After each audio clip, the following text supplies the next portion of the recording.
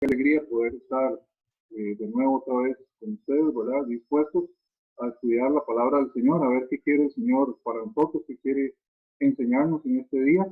Siempre que vamos a la palabra del Señor, el Señor nos habla, así que dispongamos nuestro corazón y ojalá usted pueda tener por ahí también un papel y un lápiz para que pueda tomar notas de las cosas. Hay veces que cuando estamos delante del Señor en la palabra, Él comienza a hablarnos en algunas situaciones y es bueno escribirlas, tenerlas anotadas, porque con frecuencia a nosotros se nos olvida. Entonces, para recordarlas más adelante, si el Señor nos habla es porque quiere que hagamos algo con lo que nos enseña. Entonces aprovechemos bien ese momento y tomemos nota de esas cosas. El día de hoy quiero que me acompañe por favor al Salmo 16, Salmo capítulo 16, y vamos a tener ahí la enseñanza de esta tarde. Siempre es hermoso poder ver cómo trabaja Dios, ¿verdad? En la mañana estuvimos estudiando acerca de Romanos capítulo 6, donde el Señor nos enseñaba acerca de que hay dos tipos de esclavitud, ¿verdad? Una involuntaria acerca de todas las personas, ¿verdad? Que se hacen esclavas del pecado de forma involuntaria desde el momento en que nacen, ¿verdad? Las primeras manifestaciones del pecado son un indicio de que hay un Señor más grande en el trono de la vida de las personas que determina el comportamiento de ellos, los lleva a pecar. Sabemos que el pecado no es agradable delante de Dios, pero muchas veces el pecado tampoco es agradable para otras personas. Cuando una persona le roba a otra, por ejemplo, pues la persona afectada no se va a sentir alegre de que le roben, ¿verdad? Es un pecado que también afecta a otras personas. Y como tal, estas manifestaciones de pecado son una seña de el Señor que muchas veces habita en el corazón de las personas, en el trono del corazón de las personas. Un amo cruel, un amo que la recompensa por un servicio de vida, de pecado, es la muerte. Ese es el resultado de la paga del pecado, el resultado que da este amo, este Señor, ¿verdad? Pero también encontramos en Romanos capítulo 6, que se nos hablaba en la mañana, acerca del siervo de justicia, ¿verdad? El esclavo voluntario del Señor Jesucristo. Esto de esclavo voluntario nos tiene que hablar mucho, ¿verdad? Porque de forma inherente, de forma propia, al hablar de un esclavo voluntario, está hablando de una decisión que deben tomar las personas en requerir a Jesucristo como su amo, su Señor, ¿verdad? Como poner en el trono de su vida a Jesucristo como el Señor de su vida. Entonces me gusta mucho cómo trabaja el Espíritu Santo, cómo trabaja Dios, ¿verdad? Porque pues nunca se ponen de acuerdo en las enseñanzas y sin embargo el Señor pues trabaja en medio de las cosas, ¿verdad? En la mañana estudiamos acerca de esto y ahora la pregunta para el mensaje de esta tarde es esta. ¿Es Jesucristo el Señor de tu vida? Es decir, usted ha tomado la decisión de convertirse en un esclavo del Señor Jesucristo, en un siervo de la justicia de forma voluntaria. Y eso es lo que vamos a hablar en esta tarde. Y quise poner el título de este mensaje como una pregunta, porque generalmente cuando se hace una pregunta, en nosotros está como responderla, ¿verdad? Aunque muchas veces no sea para nosotros, aún así, como en nuestra mente nos hacemos la idea de tener que dar una respuesta. Entonces, ¿es Jesucristo el Señor de tu vida? Esa es la pregunta que quiero que ojalá hoy usted termine de responder, ya sea que usted haya abierto su corazón al Señor desde hace muchos años o que no lo haya hecho todavía en este momento. Esa es una respuesta que usted debe responder. Y aquí en el Salmo 16 vamos a encontrar la respuesta a esta pregunta. Por favor, oremos. Amado Señor, te agradecemos por la oportunidad que nos dejas de estar reunidos nuevamente en esta tarde. Y te ruego, Padre Santo, que por favor tu Espíritu Santo trabaje en medio de todas las cosas, haciéndonos entender tu verdad, tomando control de todo, Señor, para que todo salga bien, que pueda llegar tu palabra al corazón y a la mente de los hermanos, de todas las personas que escuchen, Señor, para glorificarte a ti, para que ellos vean que solo en ti hay solución de los problemas importantes de la vida, de toda la vida de una persona, Señor, encuentran respuesta en ti y encuentran sentido también sus vidas en ti. Y te ruego, Señor, que por favor me utilices para poder llegar y explicar bien las cosas en esta tarde. Te suplico en el nombre de Jesucristo. Amén. Por favor, vamos a leer el capítulo completo para tener el contexto. Dice la palabra del Señor, Salmo capítulo 16. Guárdame, oh Dios, porque en ti he confiado. Oh alma mía, dijiste a Jehová, tú eres mi Señor, no hay para mí bien fuera de ti. Para los santos que están en la tierra y para los íntegros es toda mi complacencia. Se multiplicarán los dolores de aquellos que sirven diligentes a otro Dios. No ofreceré yo sus libaciones de sangre, ni en mis labios tomaré sus nombres. Jehová es la porción de mi herencia y de mi copa. Tú sustentas mi suerte. Las cuerdas me cayeron en lugares deleitosos, y es hermosa la heredad que me ha tocado. Bendeciré a Jehová que me aconseja, aún en las noches me enseña mi conciencia. A Jehová he puesto siempre delante de mí, porque está a mi diestra, no seré conmovido. Se alegró por tanto mi corazón, y se gozó mi alma. Mi carne también reposará confiadamente, porque no dejarás mi alma en el Seol, ni permitirás que tu santo vea corrupción. Me mostrarás la senda de la vida, y en tu presencia hay plenitud de gozo, delicias a tu diestra para siempre. Este maravilloso salmo puede ser aplicado de cuatro maneras diferentes, y me refiero a aplicado, ¿verdad? Es decir, la interpretación del texto es una sola, pero la aplicación puede dirigirse en cuatro formas diferentes. Una de ellas, la primera, es específicamente para el escritor de este salmo, me refiero al rey David, ¿verdad? Que la palabra del Señor empieza diciendo que es un dictán de David, una poesía o un canto del rey David. Entonces, por supuesto, cuando el rey David escribe, él está hablando cosas que le pertenecen a él, ¿verdad? Su propia experiencia. Entonces es aplicado a él.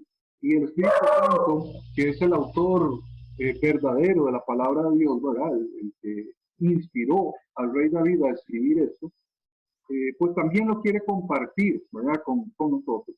La segunda aplicación que encontramos en este pasaje es para el pueblo escogido de Dios, me refiero al pueblo de Israel, ¿verdad? Ellos eran las personas a las que David quería comentar inicialmente esta poesía o este canto, ¿verdad? Quería hacerlo extensivo a ellos. Pero el versículo 3 dice, para los santos que están en la tierra y para los íntegros es toda mi complacencia. O él está diciendo, yo me complazco, mis compañeros, mis amigos, son aquellos santos, los íntegros, que están en la tierra. La palabra del Señor es bien clara al decir que cuando nosotros llegamos al Señor Jesucristo, somos santificados. Eso significa que somos convertidos en santos, ¿verdad? Para algunas creencias o doctrinas ajenas a la palabra del Señor, un santo se considera una persona que ha muerto ya que ha tenido una buena vida. Pero en la palabra del Señor encontramos algo muy diferente. Un santo es aquella persona que ha entregado su vida al Señor Jesucristo y el Señor Jesucristo le ha santificado.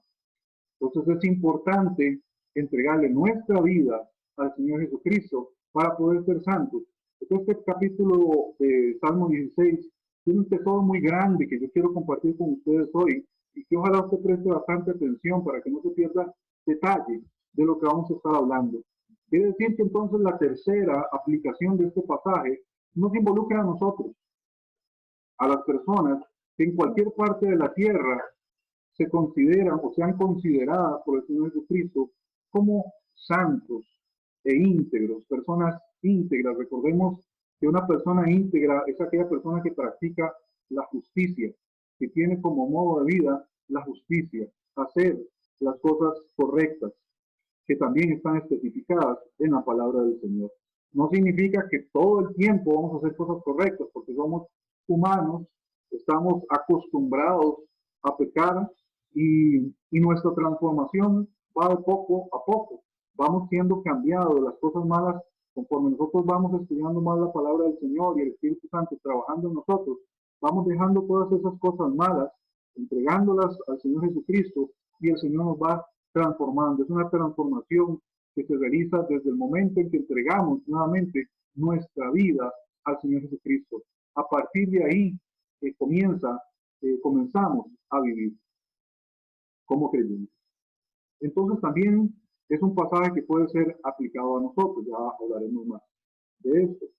Y por último, la cuarta aplicación la hace también el apóstol Pablo en el libro de Hechos, capítulo 13, cuando menciona acerca del Señor Jesucristo y de la resurrección del Señor Jesucristo, dando testimonio del Evangelio. Él menciona el versículo 10, donde dice, ni permitirás que tu santo vea corrupción. Entonces es un texto que también es aplicado al Señor Jesucristo, ¿verdad? Quien sabemos pues que no quedó tendido en una tumba, sino que por el poder del Espíritu Santo fue resucitado y hoy en día sigue trabajando arduamente en nosotros, justificándonos delante del Padre, su sacrificio siendo reconocido por el corazón de una persona, es lo que le da el acceso a Dios Padre, su perdón de pecados, su redención completa. Entonces, 4 puntos de vista diferentes que este pasaje se puede aplicar, uno de ellos para nosotros. Entonces, tome papel y lápiz, porque es importante. El punto número 1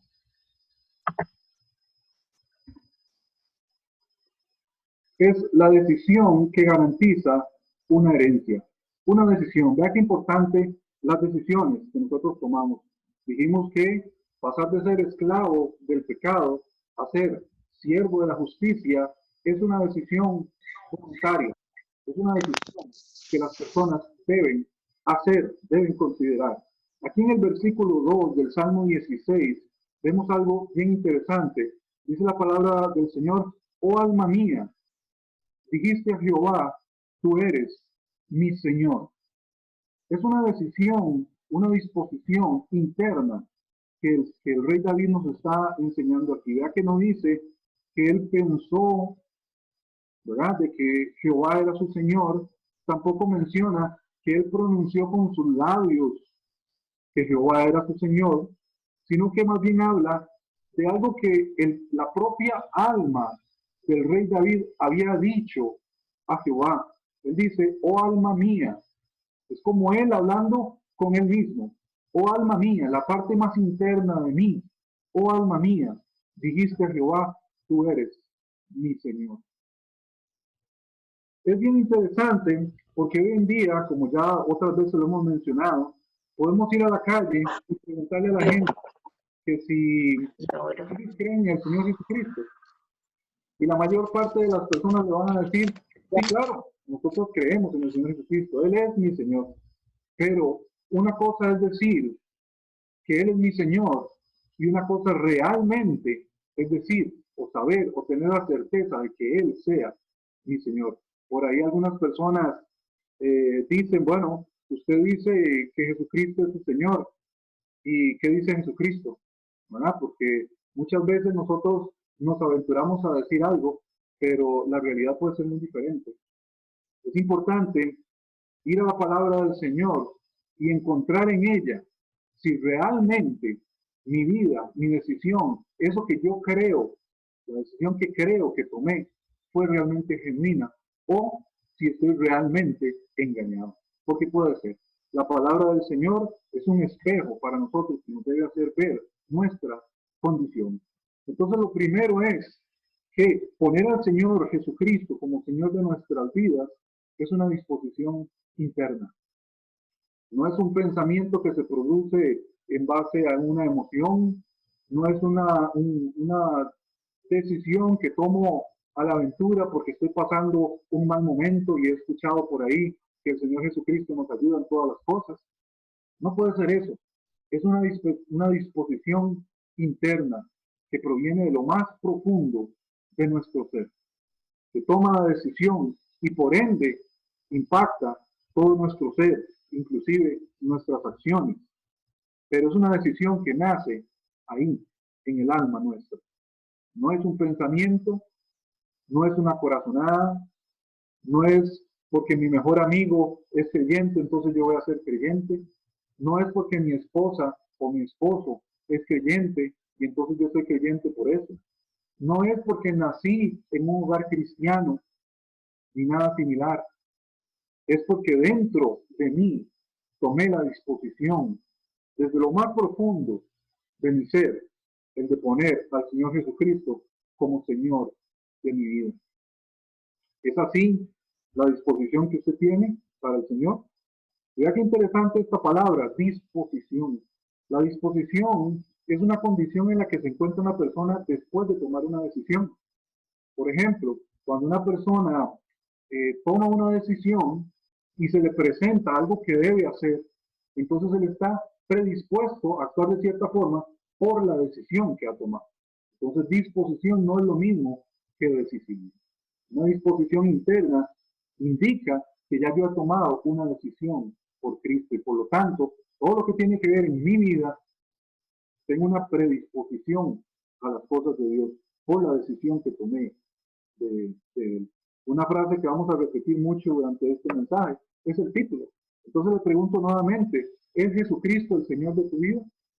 Puedes decir, sí, amén, Jesucristo es el Señor de mi vida, porque he hecho una disposición interna más profundo de mí. Lo segundo que vemos es una convicción interna. Hay una segunda parte del versículo 2. El rey David escribe y dice, no hay para mí bien fuera de ti. Es una frase excluyente completamente. Él está diciendo, fuera de Dios no hay nada bueno para mí. ¿Quién es la que está hablando? El alma del rey David, su ser más interno, el verdadero él, la verdadera persona. No la apariencia, no los pensamientos, no las circunstancias. Es la verdadera persona del rey David, la que está diciendo, David, no hay nada aparte de Dios que sea bien para nosotros. Y esto es una realidad también hoy en día. El mundo ofrece muchas cosas, pero todas las cosas que el mundo ofrece son pasajeras. Nada en el mundo dura para siempre. Ni los problemas, ni las cosas buenas que pueda dar el mundo. Todo tiene un límite. Pero con el Señor, que es la fuente de la riqueza, de la ayuda, de la abundancia, de la bondad, de la paz, del amor, en Él no hay límite para estas cosas. Todo lo obtenemos de Él. Y esa era la convicción interna que tenía el rey David. Déjeme decirle que una convicción viene de convencimiento, ¿verdad? Es estar convencido de algo. No es lo mismo expresar una idea que estar convencido de una realidad. Y esta es una convicción interna que tenía el rey David. Le pregunto, ¿tiene usted una convicción interna de que el Señor Jesucristo es lo único bueno que usted necesita en su vida y es la fuente que usted necesita, de donde emana toda la riqueza, abundancia, amor, bondad, gracia, misericordia que su vida necesita? Usted, su familia, las personas que lo rodean, lo necesitan. ¿Tiene usted esa convicción interna? Si no lo es, si lo que usted tiene nada más es un pensamiento de que efectivamente el Señor Jesucristo es bueno, déjeme decirle que usted no ha entregado su vida al Señor Jesucristo. El trono que habita en usted está ocupado por un ser diferente o una cosa diferente que no es el Señor Jesucristo. Y entonces, como usted tiene un amo diferente, su vida actúa de una forma diferente a lo que Dios quiere. No espere tener las bendiciones que Dios promete para las personas santas e íntegras si en el trono de su corazón no está el Señor Jesucristo. Es una convicción interna. Cuando hablamos de convicción, entonces es la certeza de que no hay nada mejor que el Señor Jesucristo. La respuesta para nuestras necesidades, para nuestras situaciones, siempre va a estar en el Señor Jesucristo. Es un convencimiento. Una persona convencida no acepta nada más. No lo acepta. Pueden venir 1000 opciones y aquella persona se queda con lo que realmente cree, con su convicción. Nada más. Entonces le pregunto, ¿es Jesucristo el Señor de tu vida? ¿Tienes esa convicción interna de que el Señor habita en Él, todo lo bueno para usted, que es lo único suficiente que usted necesita, o hay otras cosas, o hay otras cosas más. Yo he encontrado personas que conversando con ellos, hablando del Evangelio, hablando de la Biblia, me han dicho, bueno, pues es que la Biblia no es el único libro. Bueno, entonces yo les digo, ¿y cuál otro? ¿Cuál otro libro puede tener las características de la Biblia, de la palabra del Señor? ¿Cuál otro supera o si acaso iguala las condiciones de la Biblia? No hay ningún otro libro. La Biblia es el único libro. Haciendo en algún momento un estudio acerca de la palabra del Señor, encontraba a un maestro que decía que en una biblioteca, para que esté completa, no necesita de un montón de libros, necesita de esta única biblioteca, la palabra del Señor, 66 libros. Esto lo único que ocupa. Cualquier otro es innecesario. Una biblioteca, para estar completa, lo único que necesita son estos libros, la palabra de Dios. Es lo único. No hay ningún otro libro. ¿Tiene usted ese convencimiento? ¿O cree usted que además de la Biblia hay otras cosas? Porque si es así, déjeme decirle que en el trono de su corazón no está el Señor Jesucristo. Y necesita al Señor Jesucristo. Hoy más que nunca, el mundo enfrenta una situación complicadísima. Y no me refiero solamente a términos de salud con esto de la epidemia mundial o de la pandemia, sino me refiero a muchos aspectos. En política, los países están luchando por un gobierno único. Los países están luchando por levantar una economía que cada día está más al borde del caos, sino que para muchos países ya lo es. El mundo enfrenta una situación dificilísima, complicadísima. Y en nuestras vidas, también a nivel interno, hay problemas de todo tipo. Usted necesita a alguien que gobierne su vida de una forma intachable. Ese es el Señor Jesucristo, que lo hace por medio de su palabra. Pero si usted no está convencido de esto, déjeme decirle que en el trono de su corazón hay otra cosa. No está el Señor Jesucristo. Punto número 3 del punto 1 es una decisión firme. No es una decisión que cambia de hoy para mañana. No quiere decir que hoy creo en el Señor Jesucristo y mañana en el primer obstáculo que tengo, entonces decido buscar otra opción. No es así. Si usted ha tenido un comportamiento similar, déjeme decirle que en el trono de su corazón nunca ha estado el Señor Jesucristo. El Señor Jesucristo, entregarle nuestra vida a Él, es una decisión firme. Vea lo que dice el versículo 4, ¿por qué razón David menciona acerca de esto? Porque es una evidencia en la vida del rey David.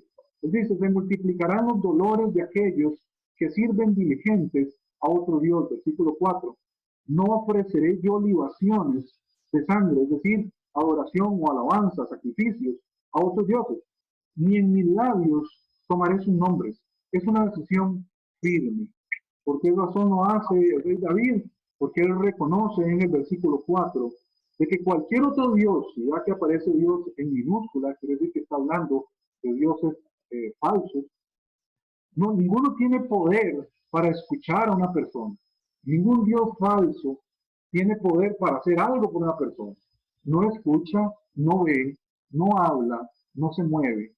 No puede hacer nada por una persona. Por esa razón es que dice, se multiplicarán los dolores de aquellos que sirven diligentes a otro Dios. Ahí es donde encontramos nosotros respuesta de por qué una persona sin Cristo su vida es un caos. ¿Por qué? Porque no tiene una guía, no tiene alguien que le guíe en su vida. Es un problema que ellos deben atender. Y si es así su condición, y usted vuelve a ver todas las cosas que están al lado suyo, y usted ve que lo que hay es un desorden, déjeme decirle que ahí no está el Señor Jesucristo gobernando, porque donde está el Señor Jesucristo no hay desorden, no puede haber desorden. Es una decisión firme, invariable, producto de la convicción interna que hemos tenido y que nos lleva a tener una disposición hacia las cosas de Dios. Interesante, ¿verdad? No pierda detalle, porque aquí viene lo bueno. ¿Es Jesucristo el Señor de tu vida? Ya tienes una forma como puedes ir midiendo si efectivamente el Señor es el Señor de tu vida. Si estás dispuesto internamente, si tienes el convencimiento de que así has entregado tu vida al Señor, ¿verdad? Y si has hecho una decisión firme. Otra cosa importante, ¿qué es un Señor? La palabra que aparece en el versículo 2, ahí donde dice, tú eres mi Señor, es Adonai.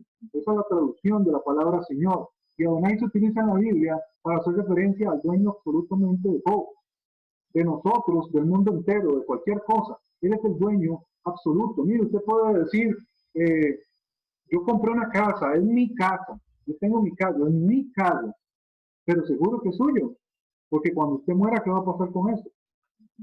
¿Era suyo o pasa a ser de otra persona? Y cuando aquella otra persona muera, ¿qué va a pasar? Tiene que haber alguien superior, y ese alguien superior es Dios, es el dueño absoluto de todo. La palabra del Señor dice que todas las cosas le pertenecen a Él, todas las cosas, incluyendo nosotros, dice la Biblia, de Jehová es la tierra y su plenitud, el mundo y los que en él habitan. ¿Y por qué el Señor es el dueño de todo? Porque Él fue el que la fundó, Él fue el que la hizo, Él fue el que nos creó a nosotros mismos. Y si el Señor te creó, déjeme decirte que el Señor no te creó porque no tenía nada que hacer. El Señor te creó porque tiene un propósito para ti. Lo primero que necesitas es poner al Señor Jesucristo como el Rey absoluto de tu vida. Te pregunto, ¿es Jesucristo el Señor de tu vida? ¿Lo es? Si es así, déjeme decirle que usted tiene una herencia especial. De ahí el punto primero de esta parte, ¿verdad? La decisión que garantiza una herencia. Yo creo que a todas las personas que, que tienen la posibilidad de recibir una herencia, les produce alegría, ¿verdad? Me gustaría poderlos ver en este momento, ¿verdad? Y ver qué caritas se están poniendo ahí, ¿verdad? Porque siempre que se nos habla de una herencia, nosotros pensamos en billetes, en posesiones, ¿verdad? En cosas, bienes materiales. Pero bueno, la herencia del Señor no solo incluye esto, ya que digo no solo. ¿Por qué razón? Porque el Señor es la fuente de toda riqueza y Él es el dueño absoluto de todo, pues en Él podemos tener todas las cosas. Sin embargo, las cosas que podemos tener las recibimos según su voluntad y no según la nuestra. Nosotros somos ignorantes delante del Señor, ¿verdad? A veces las cosas que nosotros creemos que son buenas para nosotros no lo son. ¿Verdad? Muy posiblemente, si yo le dijera en este momento a Caleb que si él quiere salir a manejar el carro, ¿verdad? Él me va a decir, sí, claro, déme las llaves, yo voy y manejo, ¿verdad? Eso es lo que él quiere. Y si yo le digo que no, posiblemente se va a poner triste, ¿verdad? Porque va a decir, bueno, es que usted me dijo que yo podía y qué sé yo, ¿verdad? Pero sabemos que él no puede manejar porque todavía él no está en condiciones, ¿verdad? Ni siquiera llega bien a los pedales ni nada por el estilo. Entonces, sería una irresponsabilidad darle esto a Caleb, aunque él me lo pidiera. Igual pasa a nosotros con Dios, a veces le pedimos cosas que no son correctas, aunque a nuestra vista sea lo correcto, para Dios no lo es. Recuerdo alguna ocasión eh, hablando con otra persona, ¿verdad? Él expresaba las bondades de Dios y decía que muchas veces si Dios diera el suficiente dinero o posesiones a las personas, posiblemente ellas no llegarían a poner su vista en Jesucristo, porque entonces como no tienen necesidad de nada, entonces toda su confianza radicaría en los bienes que tiene, en el dinero y no en Dios. Entonces, es importante, como decía el rey Salomón, que no me falte nada, pero que tampoco llegue a tener la necesidad, ¿verdad?, de tener que pedir. Que no tenga montones de abundancia, pero que tampoco tenga la necesidad de tener que pedir. Que el Señor me mantenga en esa línea, siempre dependiendo de Él, siempre dependiendo de Él. Entonces, ¿es Jesucristo el Señor de tu vida? Prepárese, porque si es así, entonces aquí hay un regalo precioso para usted. Y si aún usted no ha entregado su vida al Señor Jesucristo, si Él todavía no es su Señor, su Adonai, el que determina todo en usted, déjeme decirle que todavía tiene esperanza, tiene posibilidad de empezar hoy mismo y a partir de hoy comenzar a disfrutar esta maravillosa herencia que el Señor preparó para ustedes. Acompáñenme ahí. Punto número 2, las características de la herencia. El Señor ha dejado una herencia y la encontramos ahí en el versículo 5. Vienen dos partes, vea lo que dice. Entendamos bien el versículo. Jehová es la porción de mi herencia y de mi copa. Hay un punto y coma. Tú sustentas mi suerte. Entendamos esto. Separemos un poco este versículo. Jehová es la porción de mi herencia. Está hablando de una parte, una porción que me corresponde a mí. ¿Por qué? Como producto de haber hecho de Jesucristo el Señor de mi vida. Y dice, ¿cuál es mi porción? ¿Cuál es mi herencia? Mi herencia es Jehová. ¿Cuál es su herencia? Jehová. ¿Cómo? Jehová es mi herencia. Jehová es su herencia. Por esa razón, nosotros somos bienaventurados, dichosos, porque el mismo Señor es nuestra herencia. Tal vez usted dice, no, Esteban, pues usted está equivocado. Eso pertenece a Israel, eso no le pertenece a la iglesia. Hay un versículo, está en Primera de Pedro, no vamos a buscar, pero yo se lo menciono y estoy seguro que usted lo va a recordar. Primera Pedro capítulo 1, versículo 4, ahí esto se lo puede buscar con más calma. El apóstol Pedro hablaba a los hermanos que habían tenido dificultades, que habían tenido que salir de su nación, ¿verdad? Él los menciona a los expatriados, porque había persecución tan grande que la vida de estos hermanos se arriesgaba y tuvieron que salir de donde vivían. No se podía vivir ahí. Y en el capítulo 1 de Primera de Pedro, en el versículo 4, él les recuerda a estos hermanos que tienen una herencia y les dice, para una herencia incorruptible, incontaminada e inmarcesible, es decir, una herencia que no se corrompe, una herencia que no se contamina, una herencia que no se marchita y que está reservada en los cielos para ustedes. Es lo que está diciendo. Déjenme preguntarles, ¿cuál será una herencia que es incorruptible? ¿Cuál herencia no se contamina? ¿O cuál herencia no se marchita, no se acaba? Esa herencia es el Señor. Es la única herencia. Una herencia gigante. Y si hubiera una palabra más grande, la hubiera puesto ahí, ¿verdad? Pero no se me ocurrió ninguna. Jehová es el todo. Esa es su herencia. Le pregunto, ¿es Jesucristo el Señor de tu vida? Porque si el Señor Jesucristo es el Señor de tu vida, usted tiene una herencia gigante. Pero si no lo tiene, entonces déjeme decirle que usted no tiene nada. Nada, porque cuando usted muera, todas las cosas, lo que pudo haber hecho aquí en el mundo, hasta ahí llegó y se enfrentará con una realidad muy diferente. La Biblia menciona de una segunda muerte, una muerte terrible, eterna, que no tiene solución. Si usted llega a estar en esa condición de segunda muerte, no hay solución. Pero ahora, si usted entrega su vida, el gobierno de su vida al Señor Jesucristo, entonces su realidad va a ser muy diferente. Porque aunque llegue a descansar su cuerpo en esta tierra, aunque llegue a experimentar la muerte física, su vida no quedará ahí. Ya lo veremos más adelante. Hay una promesa que el Señor hace para usted y usted tendrá vida eterna, siempre y cuando el Señor Jesucristo sea el Señor de tu vida. Segundo, ¿qué más encontramos en esta herencia? Es una herencia que alcanza para toda la vida. No es una herencia que te agota, ¿no? Si nosotros hoy en día recibimos la cantidad de millones que usted quiera, vea, yo estoy seguro que si yo recibiera una herencia de millones, lo primero que haría es comprarme un yate, porque a mí me gusta el mar y esas cosas, ¿verdad? Yo me compraría un yate y posiblemente la herencia no me alcance, ¿verdad? O si me alcanza, ya después no tengo cómo hacer para mantener el yate, ¿verdad? Posiblemente. Porque así es el dinero y las cosas aquí en la tierra, son perecederas, todo se pierde. Y bueno, pues a como soy yo, ¿verdad? Es capaz de comprar un yate y en el la primer viaje que hago es capaz que cometo alguna torta y se le hace un hueco y entonces ya perdí todo. Así es las cosas de aquí en el tiempo, ¿verdad? Pero hay una palabra interesante ahí en el versículo 5. Recuerde que siempre que usted en la Biblia encuentre la letra I, es una conjunción, es decir, donde se unen dos partes de una misma oración. Y aquí dice: Jehová es la porción de mi herencia y de mi copa.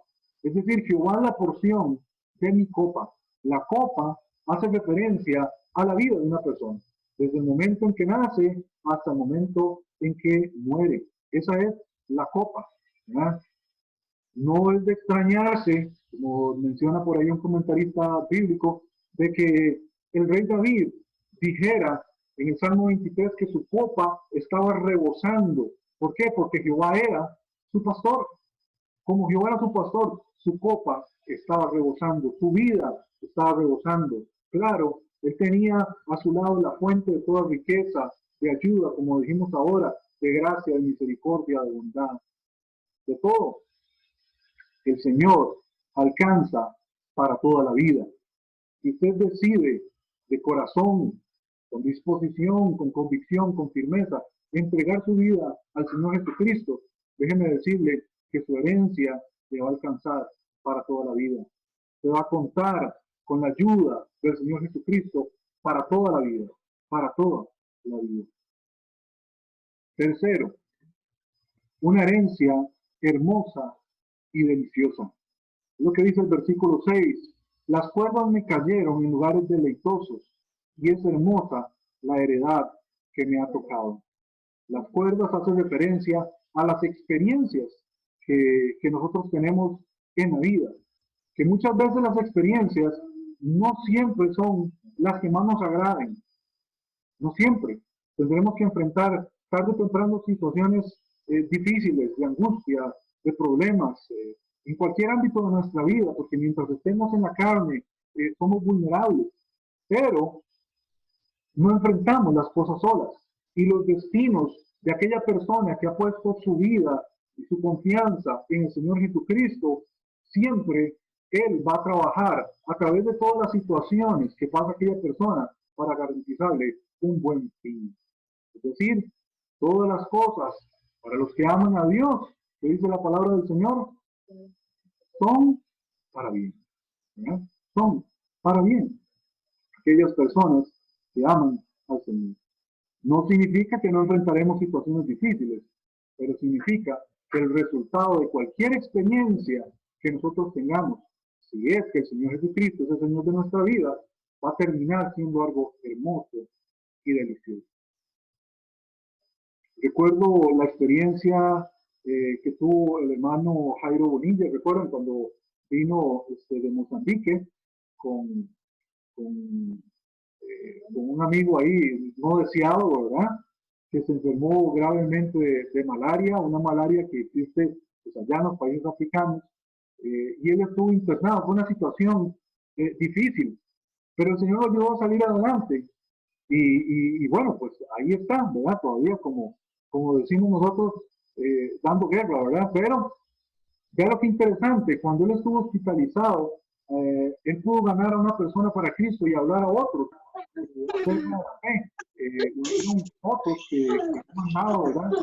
Nos, compartía la experiencia de él en el hospital. Imagínense lo bonito que pudo haber experimentado el hermano Jairo cuando pudo alcanzar a una persona para Cristo. Eso fue algo hermoso, es una delicia. A pesar de una situación difícil que estaba viviendo, aún así, Dios utilizó aquella circunstancia para llegar a la vida de otra persona. Situaciones hermosas que Dios hace, que Dios utiliza. Ya veremos otro caso, pero vea, aquí hemos visto tres características de la herencia que Dios pone a su disposición. Una herencia gigante. No hay nada más grande que usted pueda tener. Una herencia que le alcanza para toda la vida aquí en la tierra y además en la eternidad el poder estar en la gloria de Dios para siempre al lado del bienhechor de todo lo bueno, de todo don perfecto, de todas las cosas. Ahí estarás eternamente y para siempre al lado de la luz, de la fuente, de la vida, de todo lo bueno. Es una herencia que a partir de que tú decides poner tu vida en manos del Señor es una herencia que no acabará nunca. Y además es una herencia que produce cosas deleitosas, hermosas, que a pesar de las dificultades terminan siempre con un final bueno para nosotros, un final feliz para nosotros. Pero ya que más, tal vez usted me diga, hermano Esteban, ok, pero yo sé que entregué mi vida al Señor Jesucristo hace algún tiempo, eh, y yo sé que en el Señor voy a tener buenas cosas. Yo sé que el Señor me ha prometido muchas cosas en la vida, en la Biblia, que me ha dado promesas, cosas similares, pero a veces yo siento como que voy en un bus diferente, ¿verdad? A veces siento como que hay duda en mí de si realmente yo le he entregado mi vida al Señor. Hay veces que tengo temor de las cosas que suceden alrededor mío, que me atemorizan. Hay veces que siento que no puedo, que las cosas son demasiado grandes. Como dicen por ahí, gigantes que se levantan a veces alrededor nuestro y que nos atemorizan, que muchas veces inclusive nos hunden. Y yo entonces me pregunto, pero ¿dónde está Dios? ¿Por qué si yo le entregué mi vida a Él? ¿Por qué yo tengo que vivir estas situaciones? ¿Qué pasa con mi confianza? ¿Por qué pierdo mi confianza? Entonces me pregunto, bueno, aquella persona realmente habrá puesto su vida en las manos del Señor, o será una persona que tenga al Señor únicamente en su mente y no en su corazón. Recuerde cómo es una entrega voluntaria de nuestra vida al Señor, cómo colocamos al Señor en el trono de nuestro corazón, con disposición, con convicción y con firmeza. No son decisiones que se producen al azar y momentáneas, no, son decisiones del alma, del corazón de las personas. Hay evidencias, y a mí me encantan las evidencias, porque cuando encuentro evidencias en la Biblia, entonces yo tengo algo como medirme, ¿verdad? Como medir mi situación con lo que dice la palabra del Señor. Y hay evidencias y me encanta encontrarlas, ¿verdad? Por esta razón, ¿verdad? Siempre he visto en la palabra del Señor y me ha gustado verlo de esta manera, como características de herencia de un cristiano, ¿verdad? Estudiando el libro de Primera de Juan, usted se va a encontrar de que hay formas en cómo nosotros podemos identificarnos a nosotros mismos y a nuestros hermanos, de que estamos realmente en la fe. Son características de herencia. Cuando nosotros nacemos, ¿verdad? O cuando una nueva persona, un niño, una niña, es gestado, ¿verdad? O es creado por Dios, viene a este mundo con características de herencia de sus padres, ¿verdad? Y ahí es donde nosotros lo vemos y decimos, mira, sacó los ojos de su mamá, sacó la nariz de su papá, tiene, no sé, la boca del abuelito, ¿verdad? Sacó la estatura de un tío, no sé, ¿verdad? Características de herencia, características que determinan a una familia. Y esas mismas características nosotros las obtenemos cuando llegamos al Señor Jesucristo, características que nos hacen inconfundibles. Usted tiene que tener características de herencia del nacimiento del Señor Jesucristo en su vida. Cuando usted entrega su vida al Señor Jesucristo, hay un nuevo nacimiento. Juan le decía a Nicodemo, es necesario que nazca de nuevo. Y se refería no al nacimiento de agua, al nacimiento físico, sino a un nacimiento de palabra, de espíritu, al nacimiento en Dios. Una nueva formación, somos hechos nuevos. Y si usted ha entregado su vida a Jesucristo, usted ha tenido un nuevo nacimiento, usted tiene que tener sí o sí características de su Padre Celestial. Si no las tiene, tenga cuidado, podría ser que el Señor Jesucristo no sea el Señor de tu vida. Y aquí vemos unas evidencias en la palabra del Señor que nos pueden ayudar a determinar si usted ha entregado realmente su vida al Señor o si no lo ha hecho. Estas son las consecuencias de haber recibido esa herencia. Una persona que recibe una herencia, cuando usted se da cuenta, aparece con algo nuevo, ¿verdad? Porque entonces ya tiene material que puede invertir, ¿verdad? Entonces le preguntan, híjole, ¿cómo hizo para poder conseguir tal cosa? Ah, bueno, es que recibí una herencia, por eso me compré una propiedad, o por eso tengo aquella propiedad, porque es una herencia, ¿verdad? Entonces, cambia la vida de la persona. Hay consecuencias de tener una herencia. Y vea la primera, una herencia que provoca alabanza. No está más decir que la alabanza es súper importante en la vida de un cristiano, pero la alabanza no es algo que se produce de labios para afuera. El Señor criticaba a su pueblo y decía, este pueblo de labios me honra. Es decir, era de la boca, de los labios para afuera, pero en su corazón no estaba la alabanza. La herencia que recibimos del Señor provoca que de nuestro ser interior se produzca alabanza. Es lo que dice el versículo 7. Bendeciré a Jehová que me aconseja.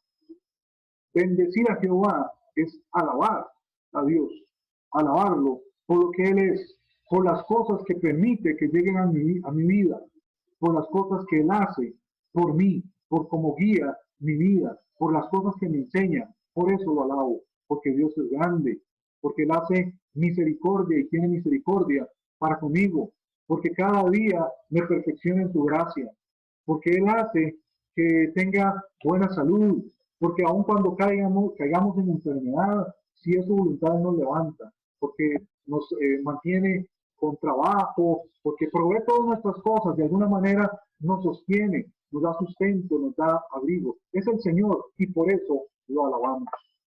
Es una alabanza que se produce en nuestro corazón, no es de labios para afuera. Y yo creo que todos nosotros tenemos la capacidad de saber si nuestra alabanza, primero, existe, y segundo, si proviene de nuestro corazón o si es de labios para afuera. Alaba usted al Señor ahí, cuando está en su casa, cuando está en su oficina, cuando se levanta, cuando se acuesta. Alaba usted al Señor cuando está en la congregación con sus hermanos. No me refiero solo a cantar, no, a cantar es una expresión para alabar a Dios, pero la alabanza proviene de mi corazón, no proviene de una costumbre o de una tradición. Alaba usted al Señor en medio de las dificultades, cuando hay abundancia, cuando hay carencia, alaba usted al Señor. ¿Ha confiado usted su vida al Señor de tal forma que sabe que Él controla todas las cosas y por eso le alaba a pesar de las situaciones que pueda estar viviendo? La alabanza se produce en el corazón de la persona que ha entregado su vida al Señor Jesucristo. Le pregunto, ¿es Jesucristo el Señor de tu vida? ¿Lo es? Bueno, ya tiene la primer métrica. Alaba al Señor de corazón. Ya la segunda consecuencia es una herencia que provoca comunión. Ahí en la primera parte del versículo 8 dice, a Jehová he puesto siempre delante de mí. Esto es lo que dice el rey David. Él dice que siempre ha puesto delante de él al Señor. Le pregunto, ¿tiene usted una comunión con Dios? ¿Se preocupa usted de poner todas sus cosas delante del Señor? Porque esta es otra cosa, ¿verdad? Nosotros podemos decir, sí, yo tengo comunión con Dios, pero si nosotros no oramos, si nosotros no leemos la Biblia, déjeme decirle que usted no tiene una comunión con Dios.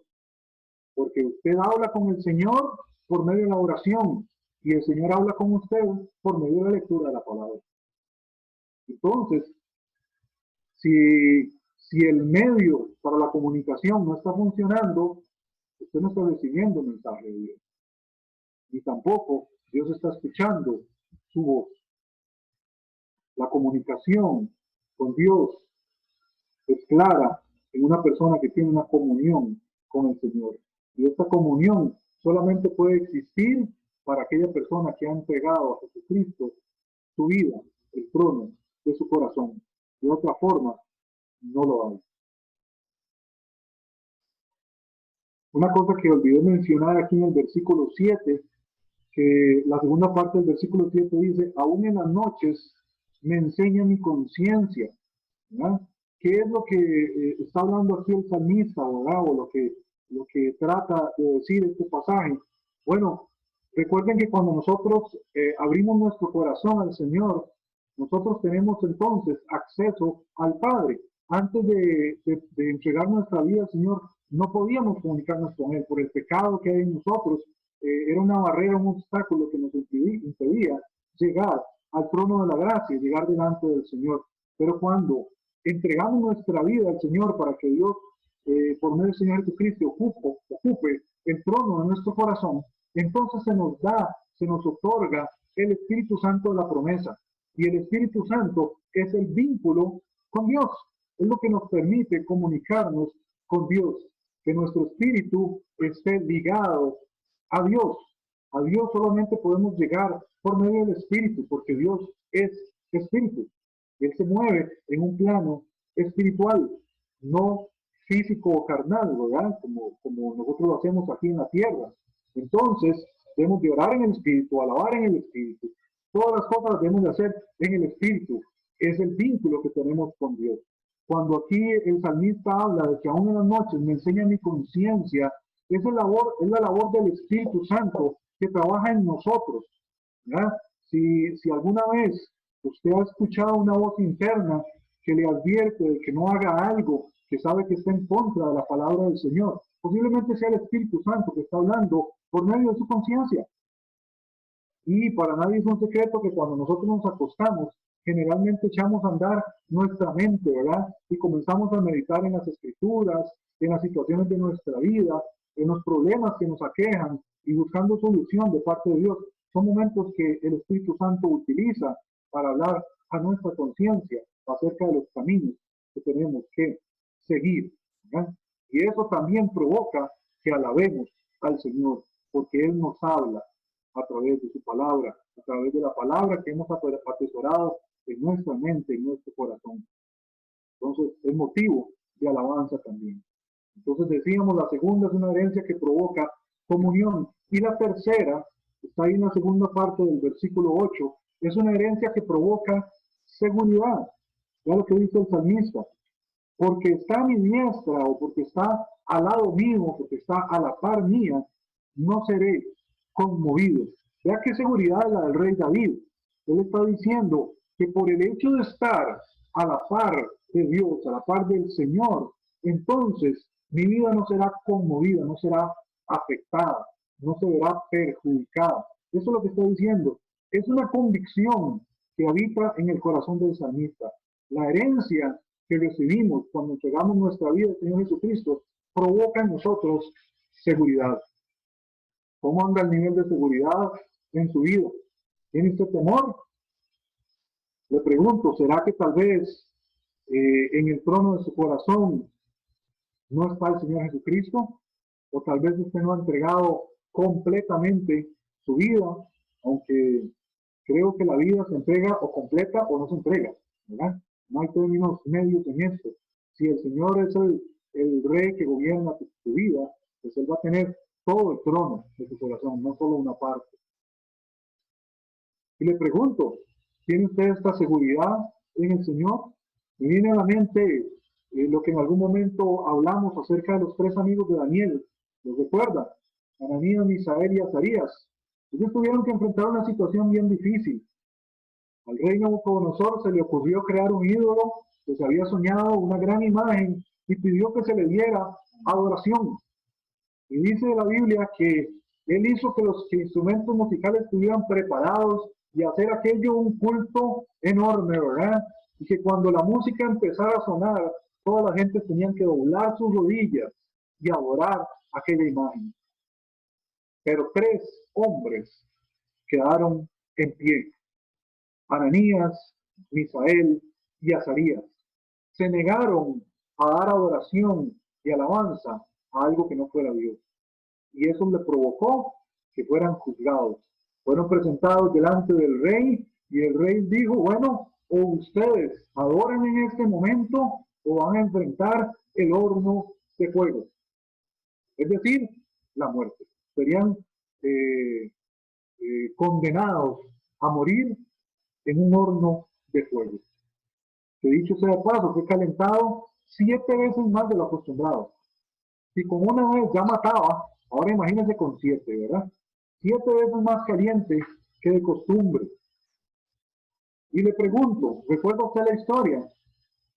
Estos tres muchachos fueron librados de ese horno, es decir, Dios los rescató para no entrar a ese horno. ¿Verdad que no? Ellos fueron al horno. La consecuencia, la condena que habían tenido, la tuvieron que sufrir. Entraron al horno. Pero el rey se espantó cuando vio que dentro del horno no solo habían tres personas que se estaban paseando en medio de las llamas ahí, sino que habían cuatro personas. Y aquella cuarta persona tenía en apariencia la del Hijo de Dios. El mismo Señor Jesucristo estaba con ellos en aquella situación. A esto me refiero con la seguridad que tiene una persona que ha puesto su vida en manos del Señor Jesucristo. Dice, porque Dios está a mi lado, no seré conmovido. Es la seguridad que tiene el creyente. La persona que sabe que tendrá que enfrentar situaciones difíciles, situaciones desagradables, pero que aún en esas situaciones, si el Señor es el Señor de su vida, si el Señor Jesucristo es el Señor de su vida, entonces sabe que no está solo, que puede enfrentar las cosas con una ayuda garantizada al lado suyo, la ayuda más grande, la presencia del Señor con ellos ahí. ¿Cree usted que vale la pena que el Señor Jesucristo sea el Señor de su vida? Yo creo que sí. Así que si no lo ha hecho, piense por un momento y tome una buena decisión. Estas cosas no son futuras, estas cosas se viven ya. Hoy un día usted alaba al Señor, hoy en día usted tiene comunión con el Señor, hoy en día usted tiene seguridad en medio de las situaciones difíciles que puede estar enfrentando, usted puede estar confiado de que Dios dará un buen fin a las situaciones que usted está viviendo, siempre y cuando el Señor Jesucristo sea el Señor de su vida. Número 4, versículo 9. Es una herencia que provoca alegría y gozo externo. Alegría y gozo externo. Dice la palabra del Señor.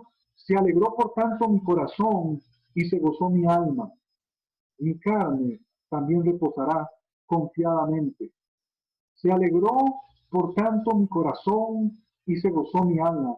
Una persona que está alegre, que tiene gozo externo o manifiesto hacia el exterior de su vida, básicamente es una persona que tiene dos cosas. Número uno, salud. Y número dos, satisfacción. Es decir, que está satisfecha de todas las cosas que pasan alrededor de ella.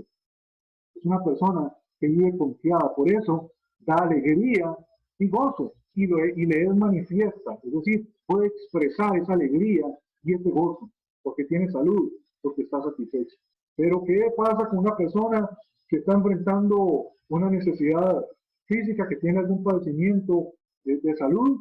Siempre vemos, ¿verdad? Que aunque sea un dolor de cabeza, ahí nos andamos quejando, ¿verdad? No, hombre, si hoy me levanté con un dolor de cabeza, mira qué jaqueca tengo. Y ya pasa hablando al respecto, ¿verdad?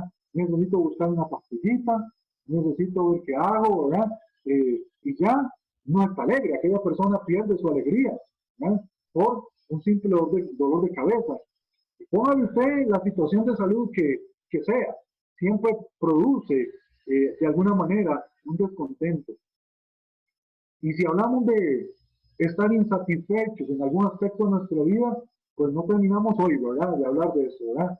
En el ámbito laboral, en el ámbito familiar, en nuestra comunidad, en nuestra iglesia, con nosotros mismos, con nuestro físico, con, no sé, con lo que sea. Cuando hay insatisfacción, se pierde la alegría y se pierde el gozo manifiesto, el externo, ¿verdad? Alegría y gozo externo, lo que demostramos a otras personas. Se pierde.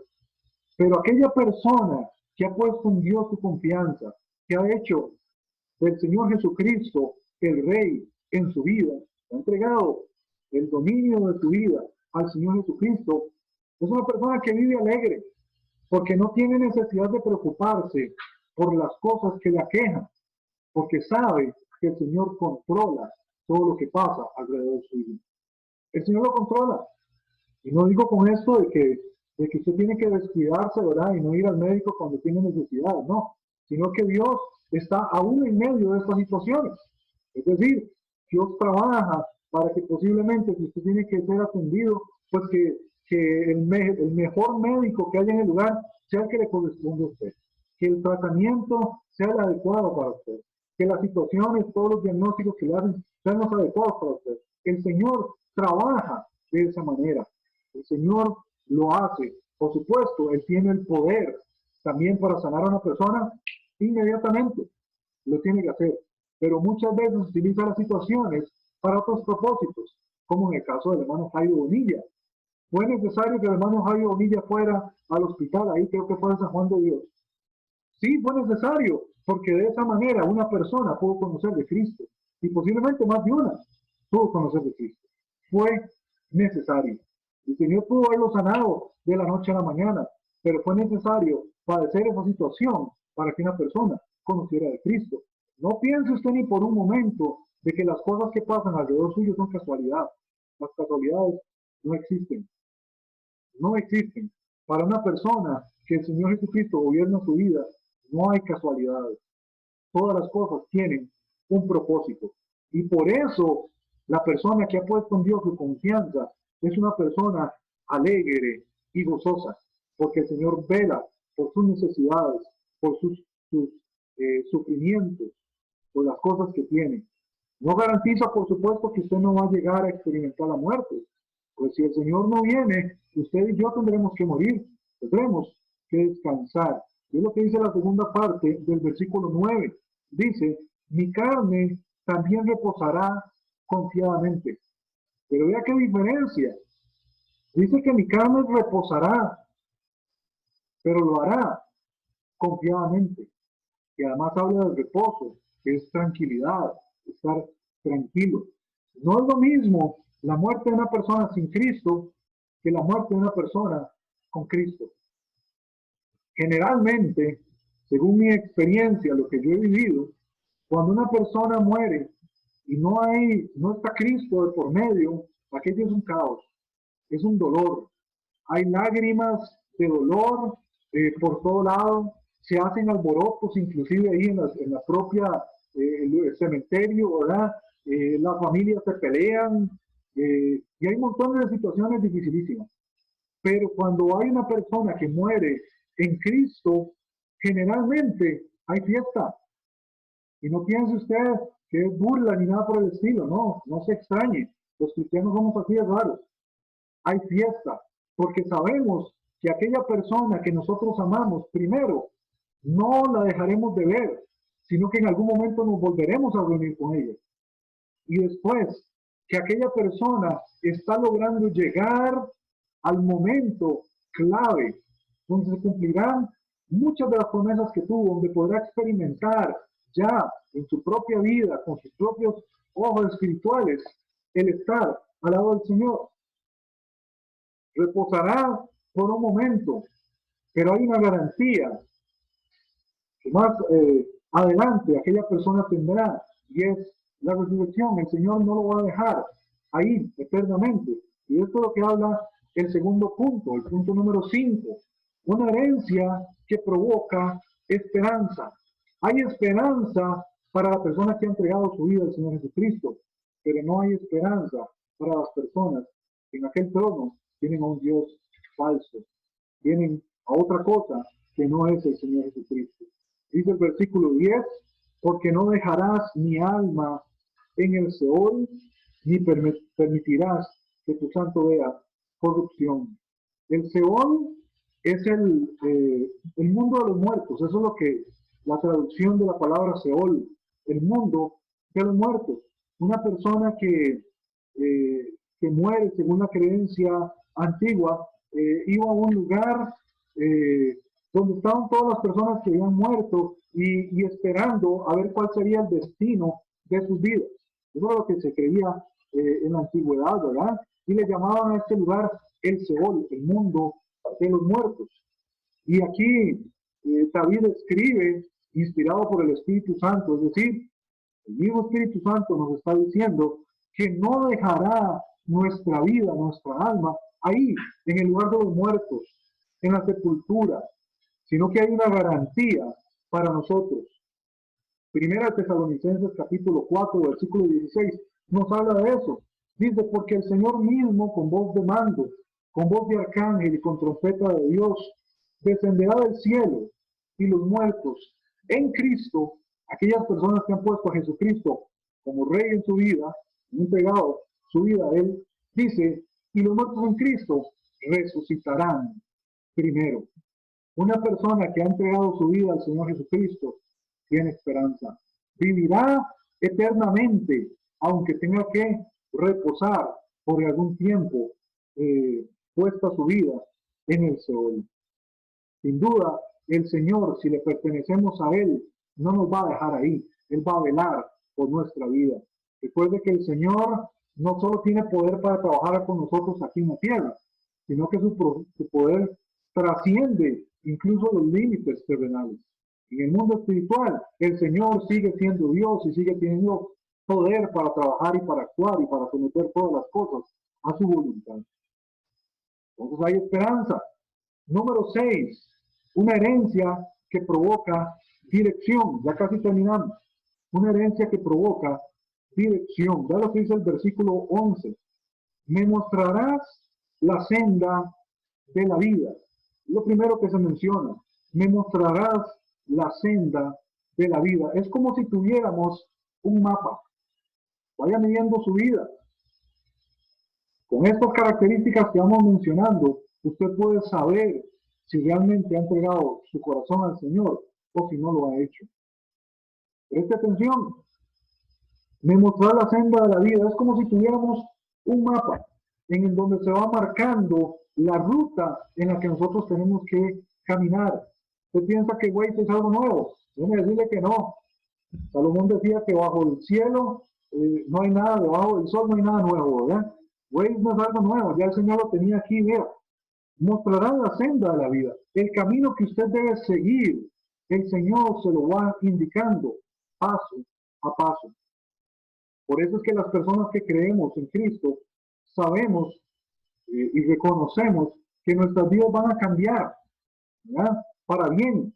Lo que antes hacíamos, si seguimos la voluntad del Señor, si vivimos una vida en santidad, tratando de agradarle, va a tomar un rumbo muy diferente y tendremos buenas consecuencias, buenas cosas.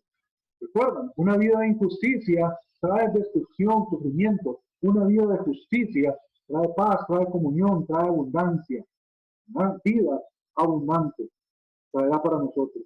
Por esas razones que decimos que en Jesucristo encontramos la respuesta para todas nuestras necesidades. No significa que Dios te va a dar montones de bienes o dinero en el momento en que tú creas en Él. No significa eso. Significa que conforme pase el tiempo, usted va a encontrar paz, tranquilidad en su vida, las cosas que realmente necesita. Mencionábamos un día de estos, en el Señor encontramos los deseos de nuestro corazón, los encontramos en Él. Deleítate a sí mismo en Jehová y Él te concederá las peticiones de tu corazón, las cosas que realmente son importantes, lo que tú anhelas. El Señor te dará la dirección correcta y las podrás llegar a tener siempre y cuando te deleites en Jehová, siempre y cuando sea el Señor Jesucristo el Señor de tu vida. ¿Encuentra usted dirección en el Señor? ¿O a veces crees que andas sin rumbo, que no sabes qué camino tomar? ¿No tienes, sientes que no tienes una guía en tu vida? Si es así, déjame decirte que muy posiblemente el Señor Jesucristo no es el Señor de tu vida. Que sea necesario que tomes una decisión correcta. Finalmente, es una herencia que provoca gozo. Ahí en la segunda parte del versículo 11. Este es un gozo interno, no la alegría y gozo que manifestamos al externo, sino más bien al interno. El salmista termina diciendo o haciendo un resumen de lo que nosotros tenemos en Dios, como para ayudar a aquellas personas que aún dudan si el Señor Jesucristo es la respuesta que necesitan para su vida. Y Él dice, en tu presencia hay plenitud de gozo, delicias a tu diestra o a tu lado para siempre. ¿Le gustaría a usted tener siempre al lado suyo cosas deleitosas? Eso solamente lo va a encontrar si el Señor Jesucristo está a tu lado. De otra manera, no lo vas a tener.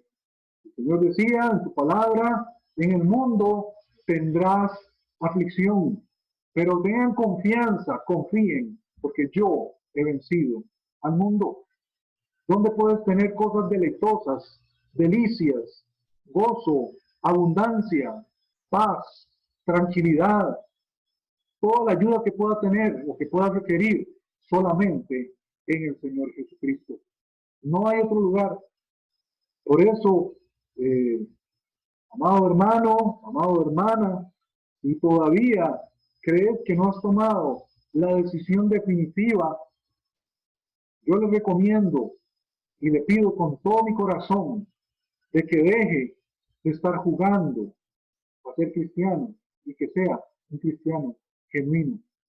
No me refiero a que tengas una vida perfecta en todo lo que haces, sino me refiero a que propongas, a que tome la disposición, la convicción, que sea firme de que el Señor Jesucristo trabaje en ti.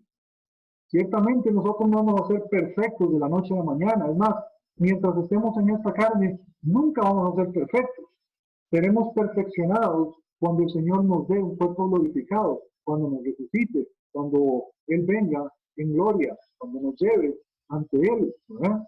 Entonces tendremos un cuerpo perfeccionado. Mientras tanto, estamos siendo aprendidos, disciplinados, cambiando pensamientos, siendo transformados para su gloria. Eso es lo que estamos haciendo. Pero en esa condición, en ese momento, en ese caminar al lado del Señor, podemos tener las delicias y la plenitud y el gozo de estar al lado del Señor, la fuente de toda riqueza en todos los ámbitos de la vida que usted necesita y que yo necesito. Entonces, tome la decisión. Y si usted es una persona que aún no ha abierto su corazón al Señor, es el momento en que hoy en día lo haga. La vida es frágil. Hoy estamos aquí, mañana no estaremos. Y no sabemos cuándo. Pero en el mundo la garantía que usted tiene es que va a llegar a morir. No hay otra. Todos tendremos que hacerlo. Pero la diferencia radica en si usted muere solo o si muere con Cristo. ¿Cuál es la decisión que va a tomar? ¿Cuál es la decisión que necesita tomar? No es una buena idea, es la única solución que se tiene para su vida. A mí me gustaría, como siempre, recomendarle que si tiene dudas, que si aún encuentra situaciones en su vida que le gustaría dialogar con alguna otra persona, pues puede hacerlo con nosotros, con toda confianza. El pastor Ignacio, mi persona, otro hermano en la congregación, usted lo puede hacer con toda libertad. Y nosotros, a la luz de la palabra del Señor, podemos aconsejarle a que tome la mejor decisión. No se pierda la bendición de contar con la ayuda de Dios en su vida. No se pierda la dicha y la hermosa condición de que el Señor sea tu herencia. Oremos. Amado Señor, te damos muchas gracias por el mensaje que nos has dado, Señor, un mensaje maravilloso que ha estado disponible para nosotros durante toda nuestra vida y también durante muchas épocas en este mundo, pero que siempre que llegamos a ella encontramos las palabras indicadas para el momento que vivimos. Hoy en día el mundo está metido en una preocupación grande por una queja, Señor, en cuanto a la salud. Tú lo conoces bien. Y muchas personas tienen temor, viven afligidas por saber cuándo será el momento en que lleguen a ellos y tengan que enfrentarse a la muerte por la situación de salud. Pero sabemos que tú controlas todas las cosas y para las personas que hemos entregado nuestro corazón a ti, vivimos tranquilas, confiando en que tú gobiernas todo, Señor, en nuestro alrededor. Te agradecemos por estas palabras, Señor, porque confortan nuestro ser, nuestro alma, nuestros pensamientos, porque nos hacen ver si somos genuinos o no, si realmente en el trono de nuestro corazón vives tú, o hay otra cosa ahí puesta, Señor, o otra persona. Te rogamos, Padre Santo, que tú des valor, entusiasmo y diligencia a aquellas personas que todavía no han tomado la decisión de que tú seas el Señor de su vida, y hables a ellos y des oportunidad, y que tu Espíritu Santo trabaje en esos corazones, y que realmente ellos puedan abrirse a ti y empezar a experimentar la realidad de una vida cristiana genuina. La dicha, la bendición de poder contar con tu ayuda para todo, Señor. La dicha y la bendición de poder tenerte al lado nuestro, la fuente de toda riqueza y de una vida verdaderamente abundante. La seguridad y la confianza que solo podemos tener en ti. Gracias por enseñarnos de que no hay bien fuera de ti, que exista en otro lugar para nosotros, Señor. Que en nosotros no hay nada que sea mejor que tú. Te agradecemos por habernos revelado esto. Te pido que trabajes en el corazón de los hermanos. Que ellos no dejen pasar el día de hoy sin atender esta situación, sin abrir tu corazón a ti. Que no dejen pasar este día, Señor. Que busquen ayuda, que busquen hermanos de confianza para que puedan hablar de estas cosas, Señor. Puedan dar testimonio de que han entregado su vida a ti. Te lo ruego en el nombre de tu Hijo Jesucristo. Amén. Y amén.